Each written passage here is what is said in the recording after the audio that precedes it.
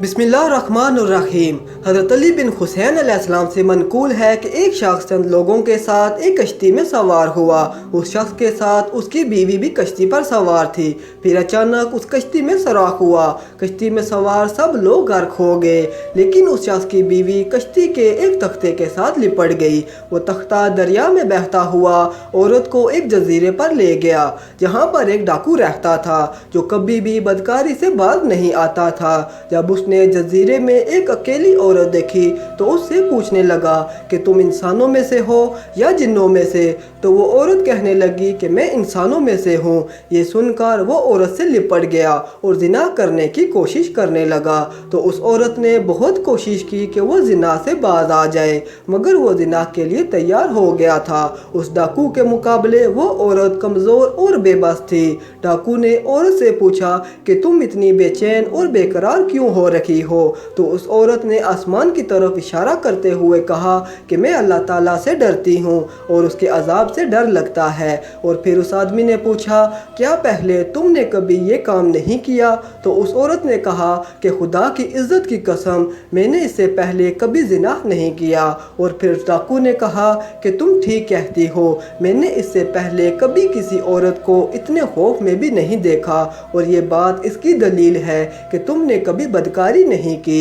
और उस डाकू ने नदामत भरे लहजे में कहा कि तुम अल्लाह से इतना डर रही हो, जबकि ये फेल तुम्हारे इख्तियार में नहीं है, बल्कि मैं खुद जबर और इख्तियार से ही कर रहा हूँ। और इस बात का मैं ज़्यादा हकदार हूँ कि मैं अल्लाह से डरूँ, और ज़्यादा मुनासिब है कि मैं उसका खौफ करूँ। उसने अपने बाल नोचते हुए कहा कि अफसोस है मुझ पर और मेरी ज़िंदगी पर। यह कहकर वो उठ खड़ा हुआ और इस फेल को तर्क कर दिया।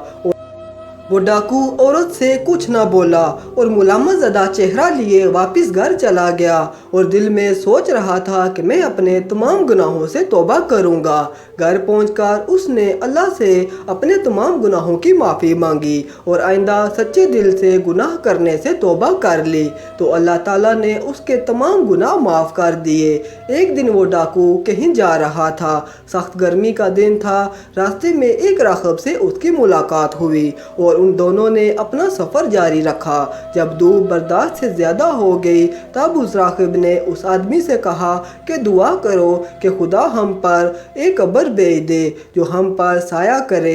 तो वो आदमी कहने लगा कि मेरी सारी ज़िंदगी गुनाहों में गुजरी है और मेरा ऐसा कोई नेक अमल नहीं है कि अल्लाह से कोई हाजत तलब करूं। और फिर राहब ने कहा, अच्छा ठीक है, मैं दुआ करता हूं और तू आमीन कहता जा।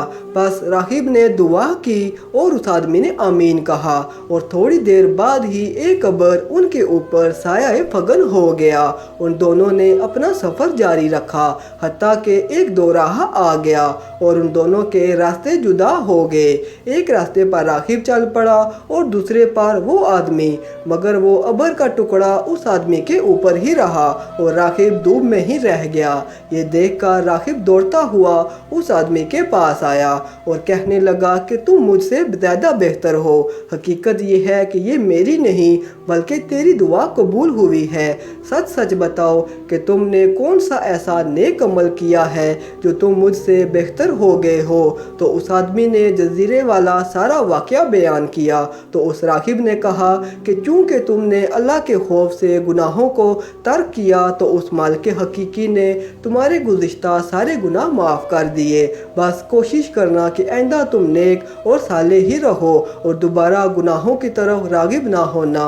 दुआ है कि अल्लाह पाक हम सब को खलवत में अपने नफ्स पर काबू पाने की तौफीक अता फरमाए और बुराई और बुरी बातों से अल्लाह पाक हम सब को बचाए। अल्लाह पाक हम सब का हामी और नासिर हो, आमीन। आखिर में एक बात अर्ज़ करता चलूँ कि अगर कभी कोई वीडियो, कॉल, वाक़या, सच्ची कहानी या तहरीर वगैरह अच्छी लगा करे तो थोड़ी सी ज़हमत फरमा कर अपने दोस्तों से भी शेयर कर लिया कीजिए।